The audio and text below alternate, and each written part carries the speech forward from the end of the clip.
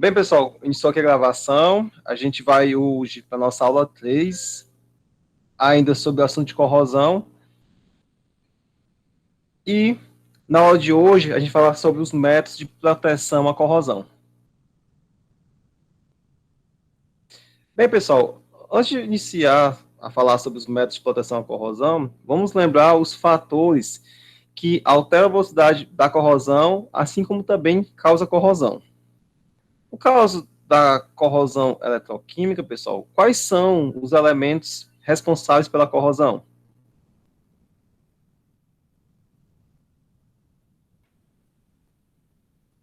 O oxigênio, a água e a solução.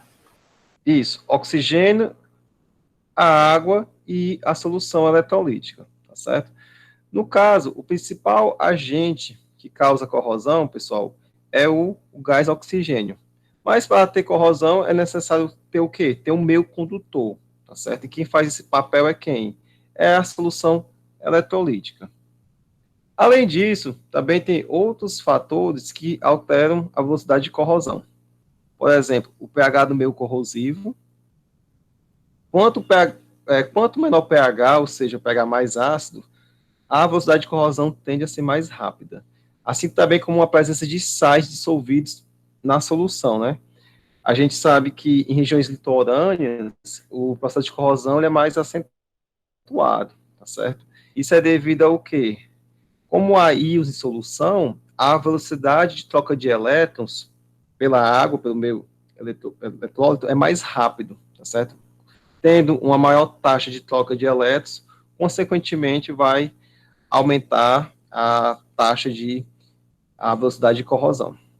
Outro fator também que altera é a temperatura, tá certo? A gente sabe amplamente que quanto maior a temperatura, maior um processo de reação. Por exemplo, quando a gente pega uma caixa de leite, né, e deixa o leite fora da geladeira, né, esse leite vai se degradar mais rápido, né, então, quanto maior a temperatura, em geral, tende a aumentar a velocidade da corrosão.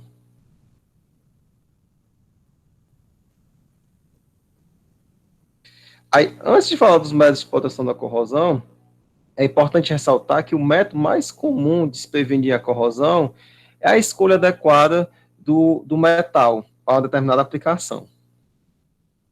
Contudo, nem sempre isso é feito, nem sempre isso acontece. E entre os métodos de corrosão, a gente vai aqui citar os 4 tipos principais, seria o revestimento de metais ou uso de tintas, o uso de inibidores, o método de proteção catódica e o método de proteção anódica, certo?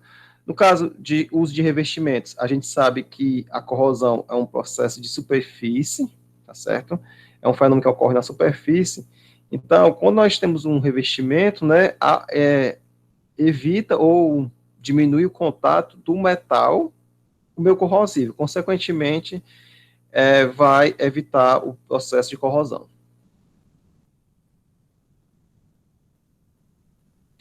Falando um pouco sobre os revestimentos, pessoal, o uso de tintas é o método mais utilizado no combate à corrosão.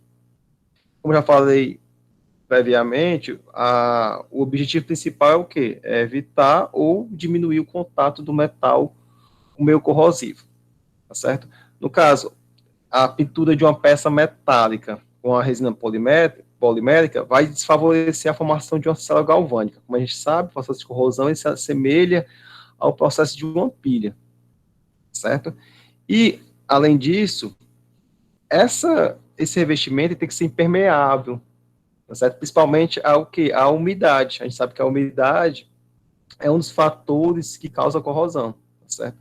Então, se a película é impermeável à umidade, consequentemente vai diminuir a quantidade de eletrólito, certo? E isso vai haver uma proteção ao metal.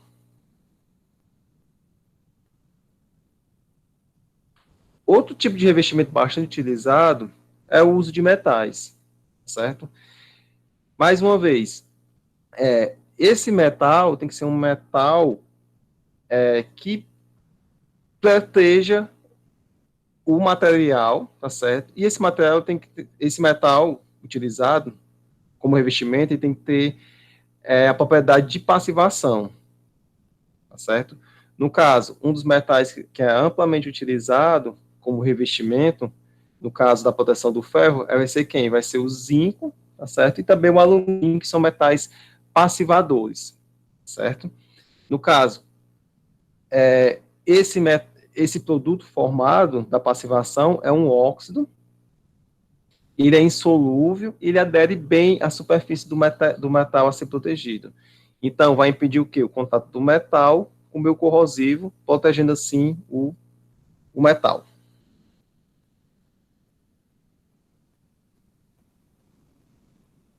Outros tipos de materiais que podem ser utilizados no combate à corrosão é o uso de inibidores, certo? O que são inibidores?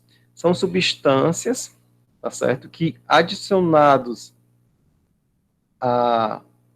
ao meio corrosivo, eles vão eliminar ou reduzir a corrosão, certo? No caso, os inibidores, eles podem agir de tal forma, eles podem formar uma película protetora, certo? Similar ao metal que sofre passivação, tá certo? E também eles podem limitar a espécie quimicamente ativa, aquela que causa corrosão. No caso, pessoal, ele iria eliminar quem? Ele eliminar o gás oxigênio. Tá certo? Então, como critério de aplicação vai depender tanto do metal ou da liga, tá certo? Assim também como o ambiente corrosivo. E a principal aplicação do uso de inibidores seria em sistemas fechados, por exemplo, em radiadores de carros, caldeiras, entre outros sistemas que são fechados.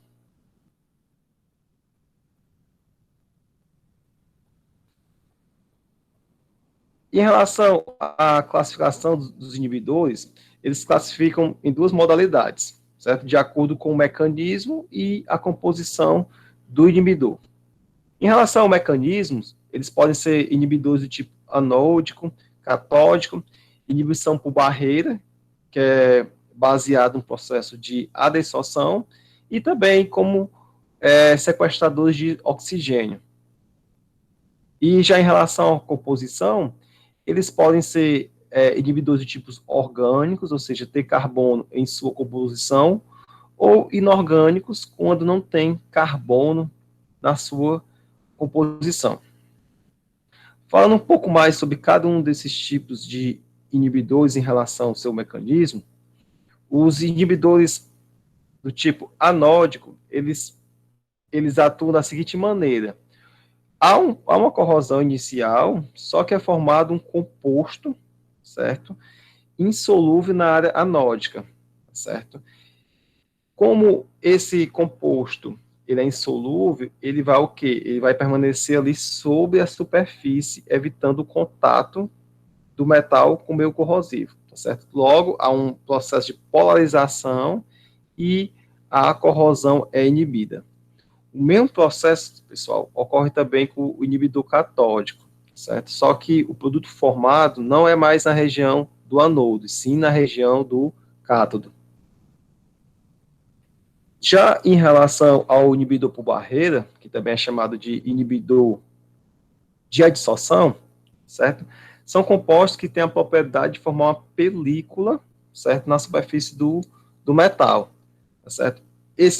Essa película, ela é aderente à superfície, tá certo? E além disso, ela também é impermeável, evitando, então, o contato do metal com um meio corrosivo. E, finalmente, pessoal, os sequestradores de oxigênio vão ser inibidores que vão reagir com a espécie quimicamente ativa, ou seja, eles vão reagir com oxigênio e, dessa forma, eles vão deixar o meio desaerado, ou seja, com baixa concentração de oxigênio, e dessa forma vai diminuir, vai eliminar ou reduzir a corrosão.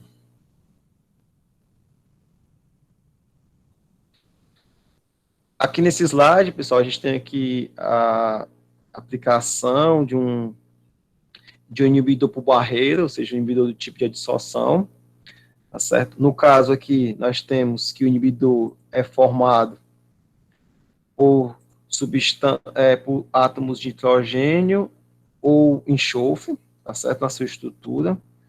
Nesse caso, pessoal, nós temos um inibidor do tipo inorgânico.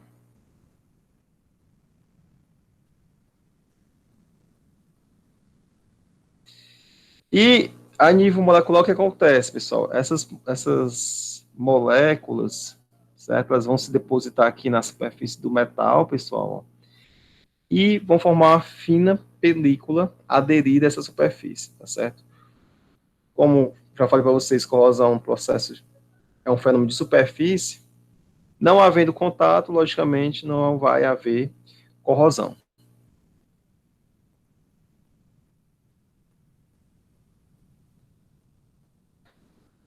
Agora a gente vai falar um pouco sobre a proteção catódica. Tá certo? A proteção catódica seria o segundo método mais utilizado de proteção à corrosão. Tá certo? O primeiro método mais utilizado é o uso de revestimentos de tintas. E a proteção catódica, ela consiste, certo, num método de controle de corrosão que transforma a estrutura que se quer proteger no cátodo da célula eletroquímica. Ou seja, você tem um metal que quer proteger, esse metal, logicamente, na corrosão vai ser o anodo, então você transforma esse metal no cátodo, tá bom? Lembrando que quem sofre redução não vai ser esse metal.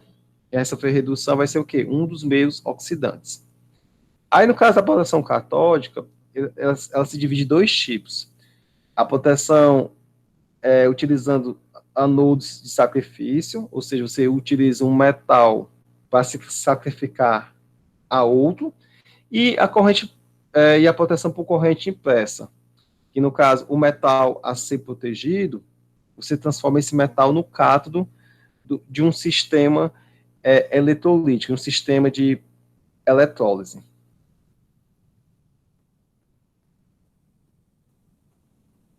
Aí vamos lá. Na proteção catódica por anodo de sacrifício, o metal a ser protegido, ele é conectado a outro metal, certo? Que é mais reativo. Quando eu falo assim, mais reativo, ele é mais facilmente oxidável em relação àquele metal que se quer proteger. Beleza? Então, esse metal que você utiliza na proteção catódica, ele é chamado de anodo de sacrifício. E no caso de proteger o ferro, alguns metais podem ser utilizados, como o magnésio, o alumínio e o zinco. Ao perguntar a vocês, pessoal, qual é o critério, qual o requisito que a gente utiliza para a escolha do anodo de sacrifício? Alguém poderia me dizer?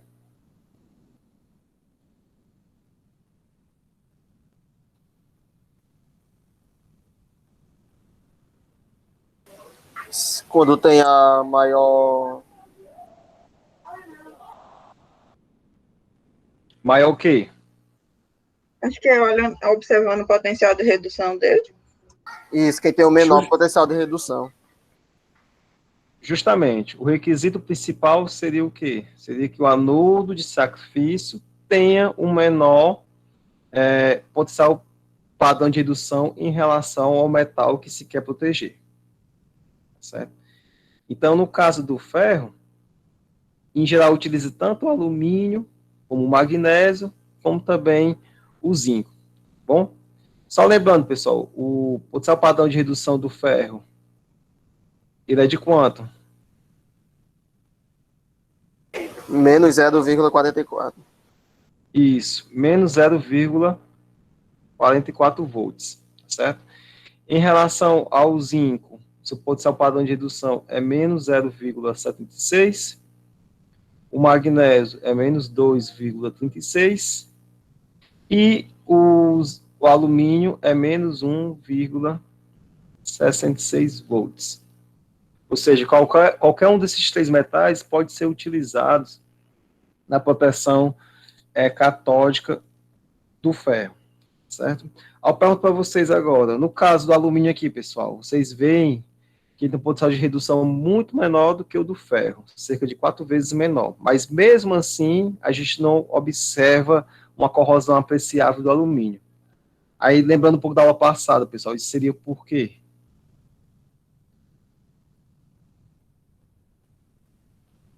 Qual a propriedade que o alumínio tem? Faz com que ele não se corroa de forma apreciável?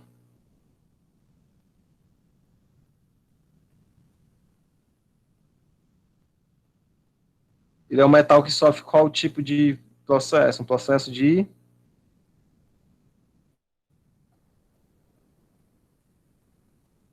Bora, pessoal, me ajude aí. Processo de passivação, não é verdade? Vamos lá, continuando a aula de hoje, tá certo? Falando um pouco sobre o processo de galvanização, tá bom? O processo de galvanização consiste quando o metal ferro é revestido com metal zinco, tá certo? Nesse caso, mesmo que haja uma falha na superfície, tá certo? O zinco ele vai continuar oxidando, tá bom? E no caso, como ele tem um potencial padrão de redução menor do que o ferro, tá certo? Ele pode proteger o ferro nesse processo de proteção. Beleza?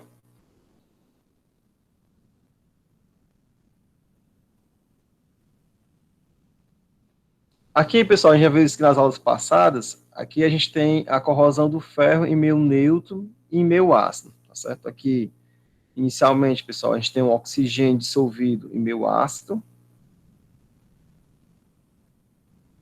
tá bom? E aqui, o oxigênio dissolvido na água, ou seja, o meio... Opa! Meio neutro, tá bom? Então, vamos lá. O oxigênio dissolvido em meio ácido ou na água resolve o processo de redução e os ferros sofrem oxidação. Então, uma forma de prevenir a corrosão do ferro seria o quê? Utilizar um anodo de sacrifício, tá certo? No caso do processo de galvanização, a gente pode o quê? A gente pode revestir a superfície de ferro com um zinco, tá bom? Então, quando a água mais oxigênio está em contato com essa estrutura, o zinco vai sofrer o quê, pessoal? O processo de corrosão.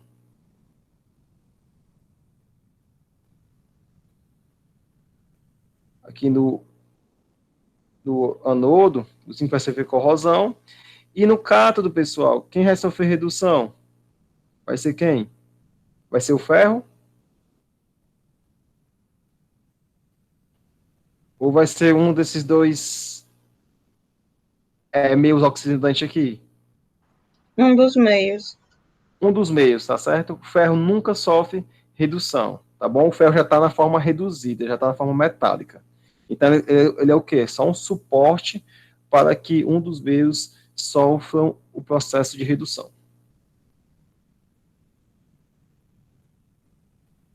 Aí, no caso, quando eu tenho um encanamento subterrâneo, a gente até comentou na aula passada que a água, quer dizer que, no caso, as tubulações de água elas são feitas de ferro, tá certo? Apesar do ferro sofrer corrosão, a gente sabe, mas como a água sozinha não provoca a corrosão do ferro, as tubulações elas podem sim ser feitas de ferro.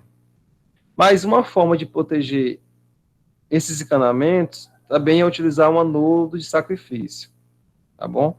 Então, e nesse caso, muitas vezes, o metal magnésio, por ter um potencial de redução muito menor do que o do ferro, ele pode ser aplicado nesse tipo de proteção. Aqui nós temos aqui a figura, tá certo? Que mostra aqui o encanamento de ferro, tá certo? Utilizado para transporte de água. E esse encanamento de ferro, ele é conectado o quê? Por um fio condutor a um anodo de magnésio, tá certo? Como o magnésio, ele é anódico em relação ao ferro, então ele pode proteger facilmente o ferro nesse tipo de aplicação. Aqui também outro sistema de proteção catódica, utilizando mais uma vez o magnésio. Ó. Aqui a gente tem um tubo de aço, tá certo? Apesar de se referir como aço, mas a gente sabe que o aço é uma mistura de ferro e carbono, tá certo? Então, ele é essencialmente ferro também. Então, aqui nessa mistura, nessa liga, né, de ferro-carbono, a gente também pode utilizar o magnésio como anodo de sacrifício para proteger, então, essa estrutura. Beleza?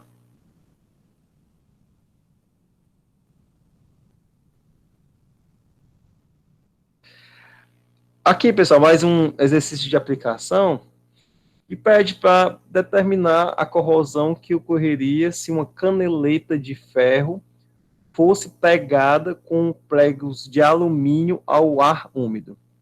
Aí pede para determinar as semi-reações de oxidação e de redução. Aí eu pergunto a vocês, pessoal, no caso aqui, inicialmente a gente tem que fazer o quê? Escrever as semi-reações, certo? De oxidação e de redução. Aí eu pergunto a vocês qual é o tipo de meio, qual o meio oxidante nesse processo aqui? Qual é a semi-reação que a gente vai considerar aqui? Neutro. Isso. Oxigênio dissolvido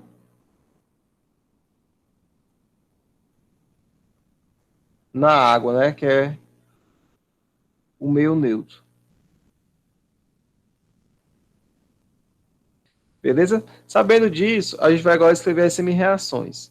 Aqui, por exemplo, ó, aqui a gente sabe que a caneleta ela é de ferro, tá certo? Então, essa parte aqui, ó,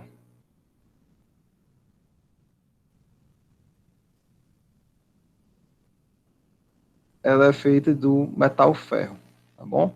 E os pregos são feitos do metal alumínio. Então, aqui na oxidação, a gente tem dois metais. Então, ou o ferro ou o alumínio vão sofrer corrosão. Aí, como eu vou escolher, como a gente vai saber quem vai sofrer corrosão? A gente vai lá para a tabela de potenciais padrão de redução. Tá certo? Então, você consultando a tabela de potenciais padrão de redução, você vai ter a semi-reação de redução do ferro, que é de ferro 2+, mais 2 elétrons indo a ferro metálico. Potencial padrão de redução é de menos 0,44 volts.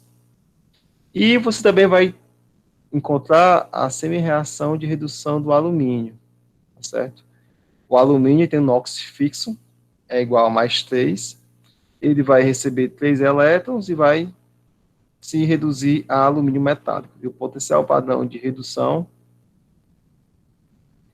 é de menos 1,66 volts. Beleza? E agora, pessoal, em relação ao meio oxidante, o tipo de meio, como vocês já falaram, é o oxigênio dissolvido na água, ou seja, o meio neutro. Então, a semi-reação que vocês vão considerar é a seguinte, ó, oxigênio mais 2 mols de água, mais 4 elétrons, produzindo 4 mols de hidroxila. E o potencial padrão de redução é de mais 0,40 volts. Agora ficou fácil, né? Quem vai sofrer redução vai ser esse meio oxidante, que a gente escreveu por último, e quem vai sofrer oxidação, no caso, pessoal, vai ser quem? Vai ser o alumínio, não é verdade? Então, vamos lá, escrevendo as semi-reações com base nos potenciais padrões de redução. O anodo vai ser o alumínio, pessoal. Aqui, ó, preste atenção que aqui a gente já escreveu na forma de oxidação. Tá bom? E o cátodo vai ser quem? Vai ser o ferro. Só que quando a gente fala que é o ferro, ele não sofre, ele não sofre redução. Tá bom? Quem sofre redução vai ser quem? Vai ser o meio. No caso, o oxigênio dissolvido na água. Tá bom? Aqui é redução. Porém, quem sofre redução não é o ferro. É o oxigênio dissolvido na água. Por quê? Porque o ferro já está reduzido. O ferro já está na forma metálica, né? Não tem como se reduzir. Beleza? Pessoal, até aqui, tudo bem? Tranquilo, professor. Bem, pessoal, continuando agora a aula, a gente vai falar sobre... vamos fazer mais um exemplo, antes de falar um pouco sobre a proteção catódica por corrente impressa. Aqui é o seguinte, com base nos potenciais padrão de redução, quais dos seguintes metais forneceriam a proteção catódica do ferro? Bom, a primeira coisa que a gente tem que fazer é o quê? É listar os potenciais, tá certo? Então, ir lá na tabela de potenciais e consultar os potenciais padrão de redução de cada metal aqui. Então, utilizando a tabela de potenciais padrão de redução,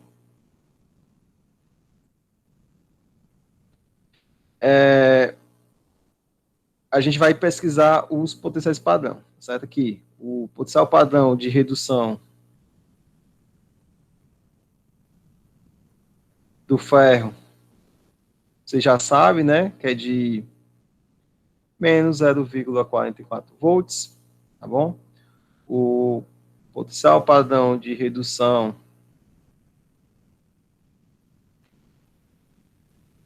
do alumínio é menos 1,66 volts e o potencial padrão de redução do cobre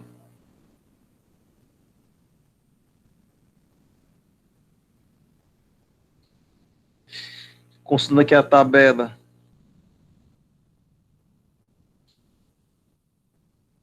mais 0,34. Lembrando que na tabela a gente tem um cobre 1 e o cobre 2, cobre mais 2, né? No caso, a gente sempre vai se basear no cobre mais 2, que é a forma mais estável do seu íon, tá bom? Aí, o potencial padrão de redução do níquel,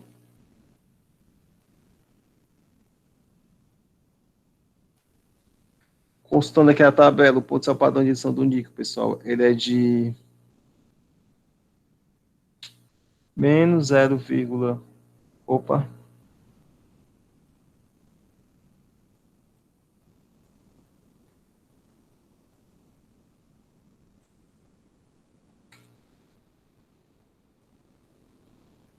menos 0,23 volts. E o potencial padrão de redução do zinco, é do zinco 2 mais a zinco metálico, ele é de menos 0,6. 76 volts. Tá bom? Aí já sabe, pessoal, que o critério utilizado é o quê? O critério utilizado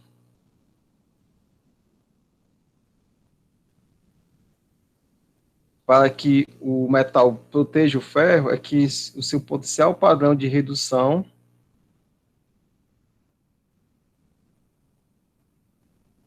ele deve ser o quê? Ele deve ser menor, né, que o potencial padrão de redução do ferro. Aí, com base nisso, pessoal, quais são os metais que fornecem proteção catódica ao ferro?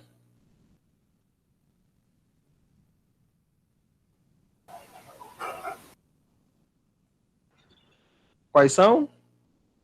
O alumínio, o zinco, Que mais? Só eles. Só eles.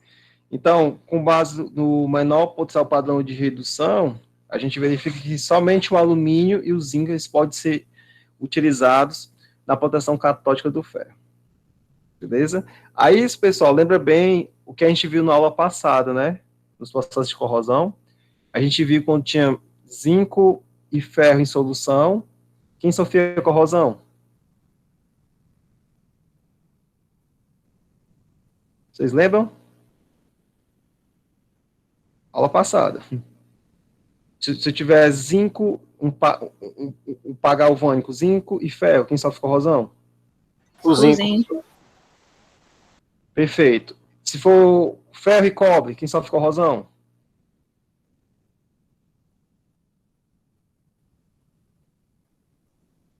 O ferro. Ferro, né? Aí quem sofre redução vai ser quem? Vai ser o oxigênio dissolvido, não é verdade? Então, na aula passada, a gente verificou que quando tem o cobre, justamente o pá galvânico cobre e ferro, o ferro sofria corrosão, tá certo? A região anódica ele ficava verde, né? Com indicador, com ferro cianeto, e a região catódica, onde tinha o eletrodo de cobre, ficava rosa devido que a presença da hidroxila, que era oriundo de quem? Da redução do oxigênio dissolvido na água. Beleza?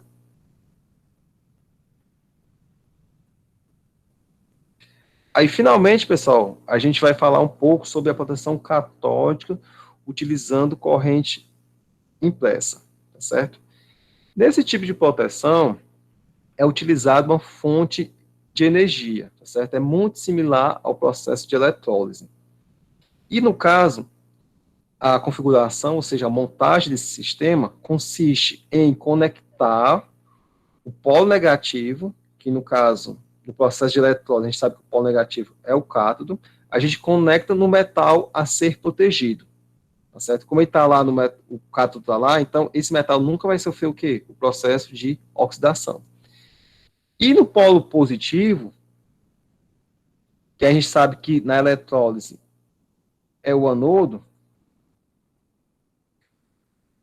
no anodo a gente vai conectar um eletrodo anódico em relação ao metal ou um eletrodo inerte. Em geral, a gente conecta grafite ou platina, que são dois eletrodos inertes. E a principal aplicação desse tipo de proteção seria na proteção de estruturas, certo? Em contato com proteção de estruturas em contato com eletródos de elevada resistividade elétrica. Aí, para ilustrar uma aplicação prática da corrente catódica por corrente, da proteção catódica por corrente impressa, a gente vai considerar, aqui é uma ilustração de um processo, tá certo?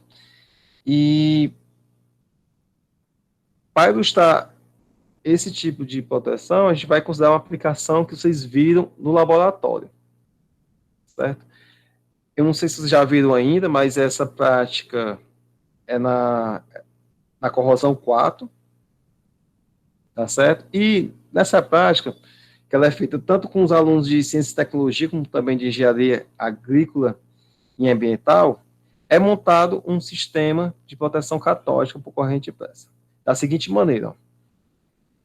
Em um becker de 100 ml, foi adicionado 50 ml de solução aquosa de NaCl 5%.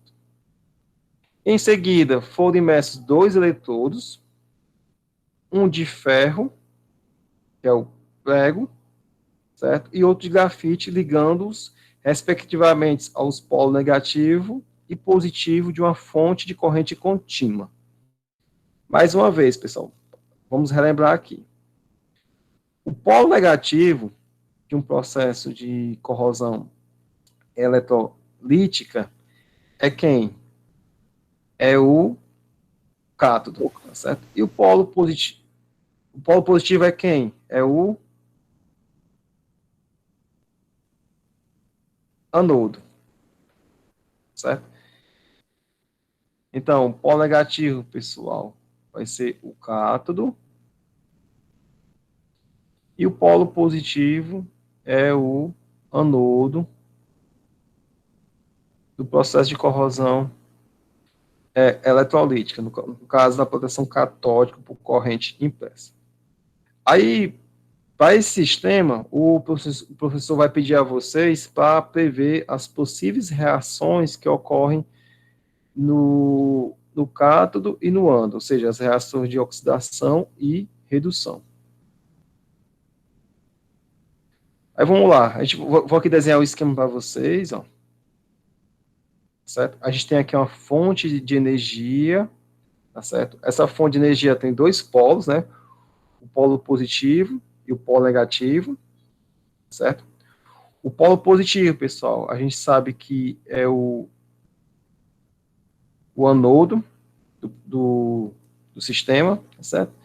E o polo negativo é o cátodo.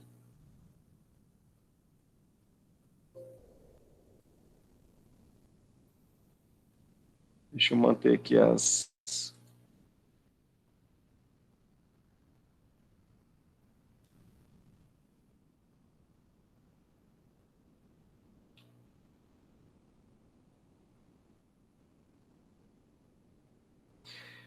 É o cátodo.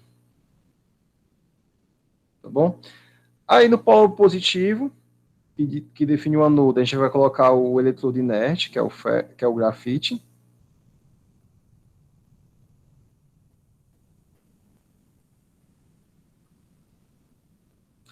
E no outro polo, que é o cátodo, a gente vai colocar o quê? O metal que se quer proteger, tá certo? Que é o ferro, né?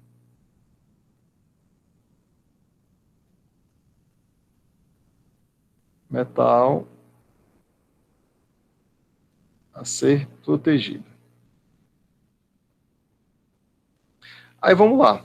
Aí aqui na solução, a gente vai colocar quem? A gente vai colocar uma solução aquosa de cloreto de sódio, certo? Lembrando, pessoal, que o NaCl, quando ele se dissocia nos seus isótopos constituintes, como é que fica? Na+, né, mais Cl-, tá bom? E além da solução, a gente também vamos colocar os indicadores, o ferrociânido de potássio, que indica a presença de íons ferro 2+, e a fenoftaleína, que indica a presença de hidroxilas, certo? Eu pergunto a vocês, pessoal.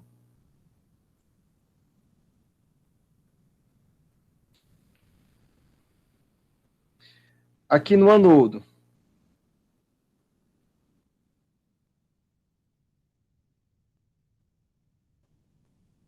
que é o polo positivo, certo?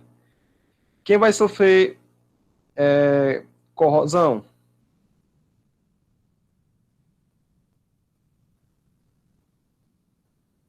O oxigênio é meio neutro. Vamos lá.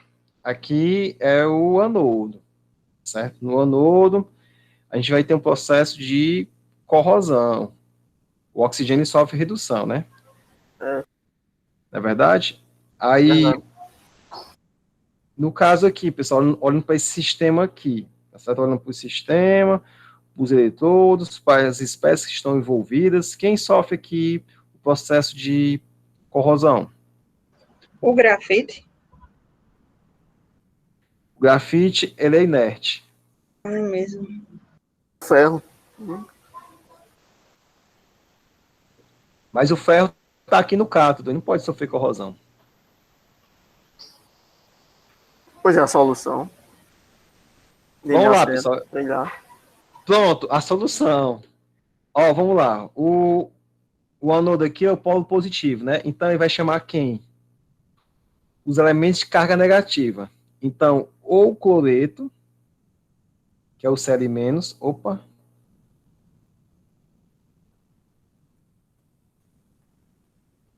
Deixa, apagou, foi tudo. Vamos lá. Aqui no anodo. Opa, tá.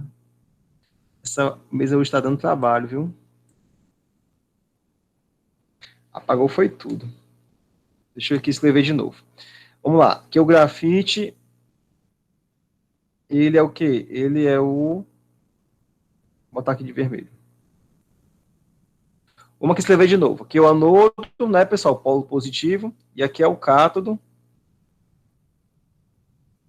que é o polo negativo. O grafite, a gente já sabe que ele é um eletrodo inerte. E o ferro é o metal que nós queremos proteger. Vamos lá. Esse aqui é um processo de corrosão eletrolítica, certo? Então, a gente vai ter aqui o anodo, que é o polo positivo. E ele vai chamar quem? Os elementos de carga negativa. Quem são os elementos de carga negativa? Cl-. Pronto. Então, ou o Cl- ou a água vai sofrer o processo de oxidação. Beleza? Isso é fato. Agora vamos lá para o outro polo. O outro polo é o cátodo, que é o polo negativo, que vai chamar quem? Os elementos de carga positiva. Então, vai chamar quem? O sódio. Então, ou sódio, ou... Opa, desculpa. Ou a água vai sofrer o processo de redução. Eu pergunto a vocês, pessoal, aqui no anodo, quem sofre oxidação? O Cl-?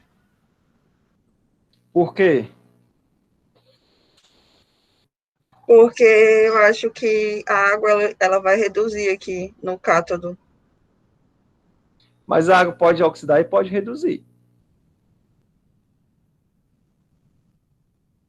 Não é verdade? É mesmo. Até umas plásticas... É mesmo, né? Mas vamos lá, pessoal.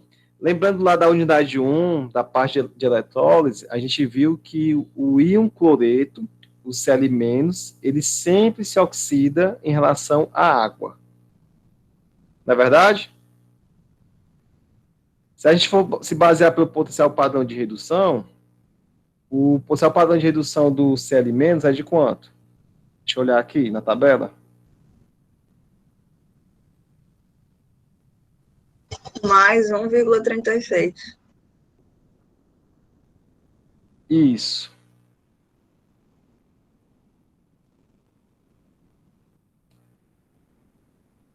E da água é quanto?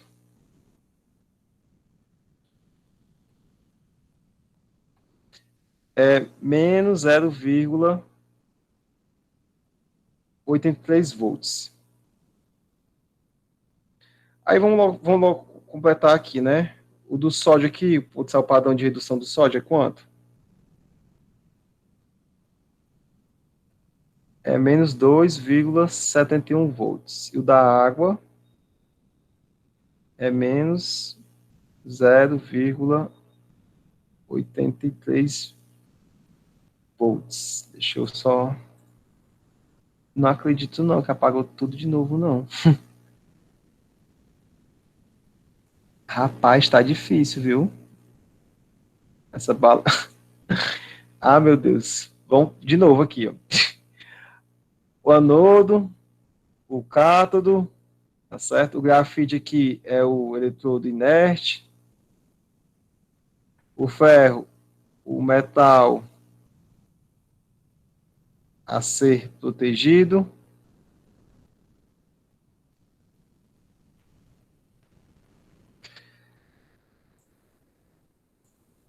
Aí vamos para cá, para o anodo. O anodo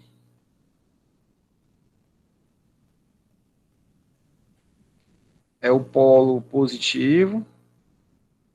Então, ou o Cl- ou a água vai sofrer o processo de oxidação. Aqui no cátodo, que é o polo negativo, vai chamar os elementos de carga positiva, ou seja, vão chamar os íons Na+. Então, ou Na+, ou a água vai sofrer o processo de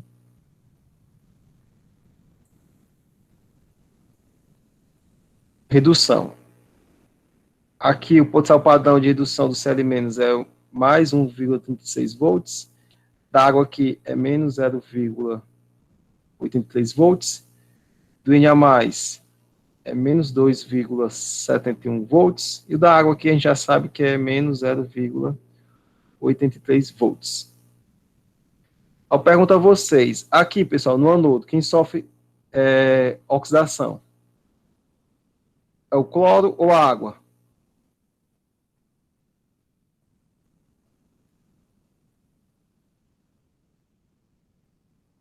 Vamos lá, se a gente tivesse na eletrólise, quem tivesse o maior potencial padrão, o maior potencial padrão de redução, no caso, o menor potencial padrão de redução,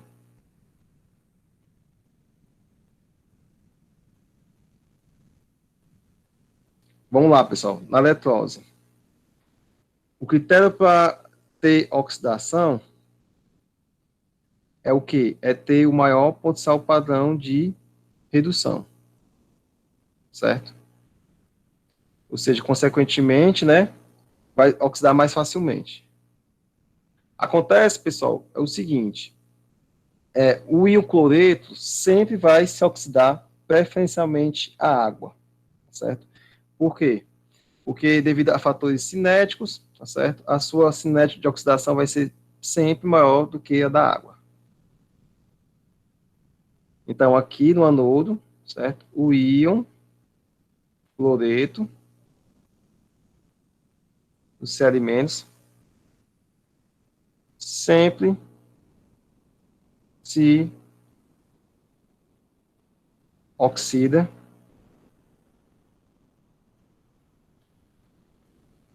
em relação à água.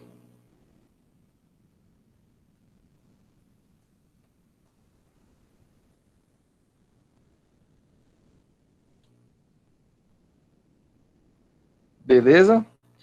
Aí aqui, pessoal, no cátodo, quem vai sofrer redução? Vai ser o sódio ou a água? Olhando aqui para os potenciais, pessoal. Vamos lá, me ajudem aí.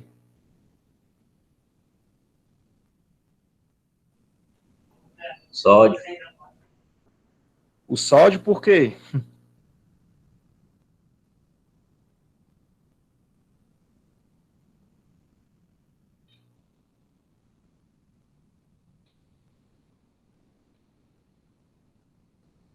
Vamos lá, aqui no anodo, a preferência de quem? Que tem o menor potencial padrão de redução, tá certo? Só que nem isso acontece. Por quê? Porque, no caso, a única exceção é essa. O íon cloreto sempre vai se oxidar em relação à água. Já no cátodo, pessoal, é quem tiver o quê? O maior potencial padrão de redução. Então, quem tiver o maior potencial padrão de redução vai sofrer redução. Então, no caso aqui, pessoal, quem vai sofrer redução vai ser quem? Vai ser água. Muito bem. A água sofre redução. Então, sabendo disso, pessoal, a gente vai escrever, então, as semi-reações, a gente vai lá na tabela de potenciais. Aqui no cátodo, a gente tem a redução da água, e no anodo, nós temos a oxidação do íon cloreto. Aí vocês veem que o número de elétrons está igual nas duas semi-reações, então é só cancelar o número de elétrons e somar as duas semi-reações. Tá certo? Então aqui está a equação global, e o potencial, pessoal, é negativo. Por quê? Alguém sabe me dizer o porquê?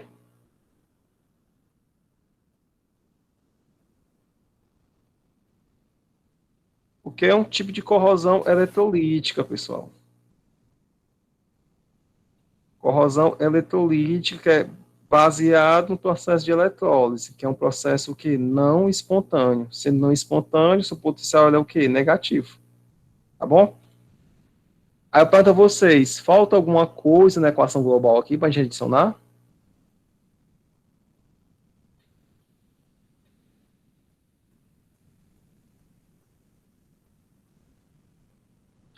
Vamos lá, pessoal. O reagente de partida quem é, pessoal? É o NaCl, né? Que quando a gente separa os seus íons constituintes, fica como? Fica Na+, Falta Vai duas ser- moléculas de OH. de OH, mas está aqui, ó.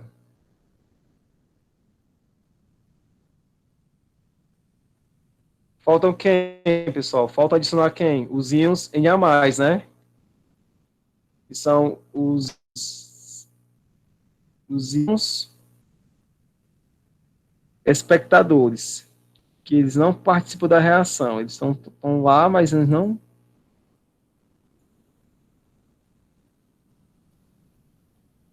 Eles não participam das reações em si, então estão lá no meio.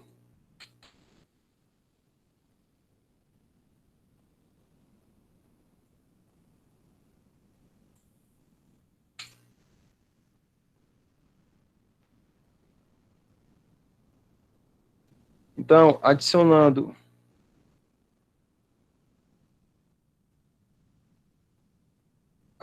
os íons